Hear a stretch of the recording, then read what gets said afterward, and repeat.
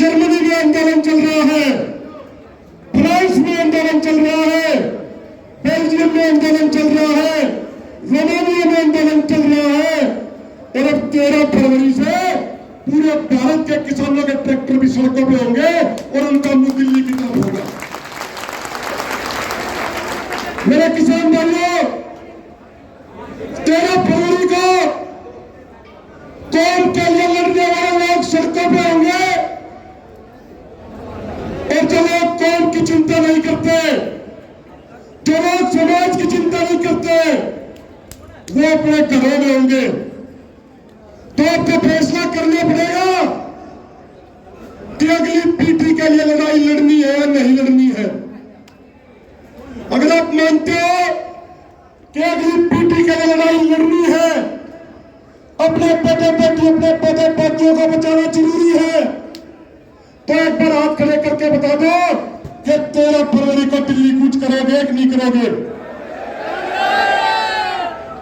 साथियों, हमें नहीं मालूम कि आंदोलन कितना सफल होगा कितना सफल नहीं होगा, लेकिन आपसे ज्यादा करते हैं कि यह तो 13 फरवरी वाला मोर्चा जीत के अपने घरों में आएंगे, नहीं तो हमारी लाशें ताबूत के अंदर घरों में आएंगी, उससे पहले अपने घर वापस नहीं आएंगे।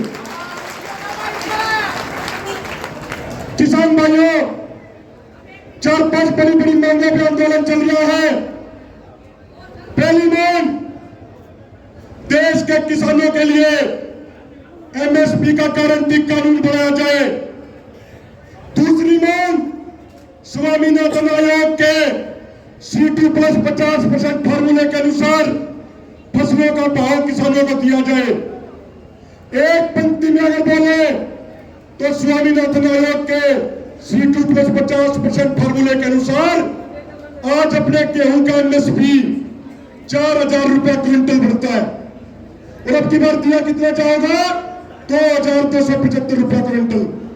मेरे भाइयों, तीसरी मांग, देश के किसान मजदूरों की पूर्ण कर्ज मुक्ति करानी है। इसी सरकार ने संसद के अंदर यह बात मानी कि 2014 से लेके 2022 तक 8 सालों में इसी सरकार ने बड़ी बड़ी कंपनियों का, बड़े बड़े कॉर्पोरेट घरानों का 14,56,226 करोड़ रुपया कर्जा माफ कर दिया।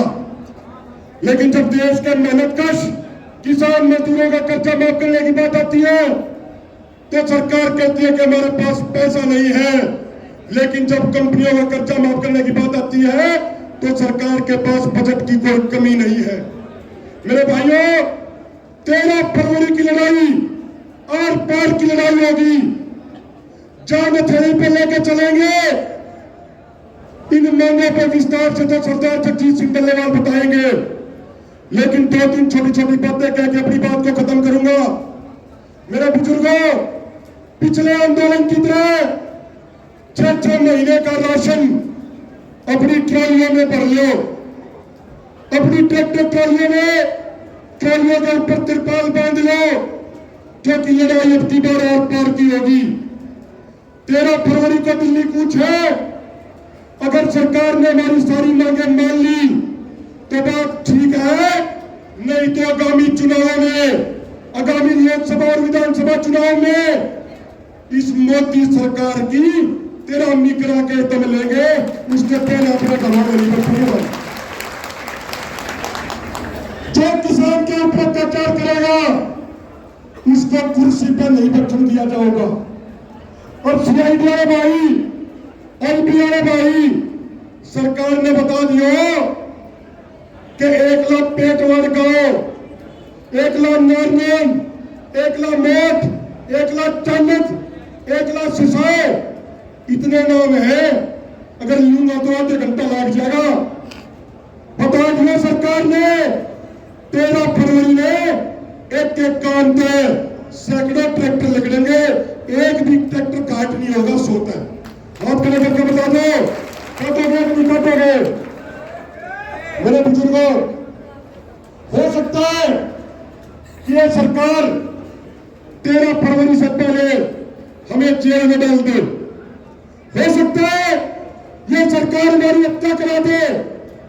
लेकिन आपसे एक बात कहना चाहते हैं कि चाहे हम जेल में रहे, चाहे हम फांसी टूट जाए, चाहे हम जिए या ना जिए, हमारा हर किसान हमारे लिए हमारा किसान नेता है। आप हर कोई हमारे लिए किसान नेता हो। अगर हमें गिरफ्तार कर लिया जाए, बेशक हमें फांसी की तोड़ दिया जाए, लेकिन हमने छुड़ाने की कोशिश मत करियो। आपका ध्यान होना चाहिए दिल्ली की बॉर्डर के ऊपर, आपका ध्यान होना चाहिए दिल्ली के सेंट्रल के ऊपर। मेरे भाइयों, आपका भारत हूं, आपका भारत हूं, आपका छोटा भाई हूं। अगर आपने कत्ते मिला के, अगर आपने कत्ते मिला के ये गलत रास्ते पर चल रहे हैं, अगर आपने लगे कोई गलत काम करने लग रहे हैं, एक बार कान पकड़ के सूखा कर दियो, कभी नहीं बोलेंगे। आपके कई अनुसार सारे के सारे काम करेंगे, कभी पक्ष नहीं। मेरे बुजुर्गों, जो आज खासकर इंसान की धरती में 18 ट्रैक्टरों के साथ यह ताकत दिखाई है, यह ताकत की रिपोर्ट सिर्फ चंडीगढ़ तक नहीं, पूरे दिल्ली तक गई है। मेरे बुजुर्गों, जो आपने ये प्रेम, जो आपने ये साथ, जो आपने स्नेह हमें दिया है, मैं अपनी 10 जिंदगी भी आप खतर कुर्बान कर दूंगा तो आपका एहसान करते भी नहीं जा सकता। मेरे बुजुर्गों, जब गांव-गांव में प्रचार करने के लिए जा रहे थे, गांव वालों ने पगड़ी पे लाकर, माला पे लाकर स्वागत किया। आपसे एक वादा करे हैं, ध्यान का सुनिए इस बात में, आपसे एक वादा करे हैं, जो पगड़ी पे लाकर अपने मान सम्मान दिया है, अपनी न्याय कटा लेंगे, लेकिन आपका मान सम्मान कभी कम नहीं हो देंगे। इस मान सम्मान को आपकी जरूरत में बताओगे। मेरे बुजुर्गों, अंत में एक बात कह गए, अपनी वाणी में विराम दूंगा।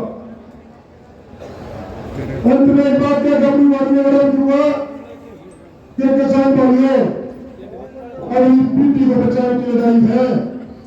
अगर आप आवाज कमजोर रहेंगे ना, तो 2024 के बाद पूरे देश में तानाशाही लागू हो जाएगी।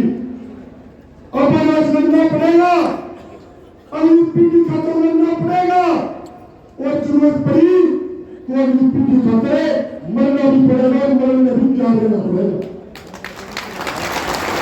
मेरे भाइयों, सरकार किस चीज कर रहे हैं?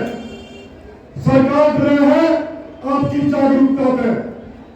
कुछ दिन पहले मेवात में बीजेपी और आरएसएस वालों ने दंगे कराने की साजिश रची।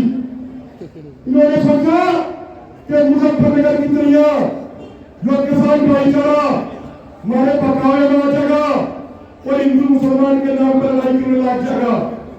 लेकिन मैं सैल्यूट करता हूं हरियाणा के किसान सरदारों को, मैं सैल्यूट करता हूं इन तमाम किसान योद्धाओं को कि जब बीजेपी और आरएसएस वाले दंगे की साजिश रचकर हमारा भाईचारा बिगड़वाना चाह रहे थे, तो आपने एक बात क्लियर कर दी कि किसान का ट्रैक्टर यदि बाहर निकलेगा तो भाईचारे के लिए निकलेगा, किसान का ट्रैक्टर दंगे कराने खातिर करते भी बाहर नहीं निकलेगा।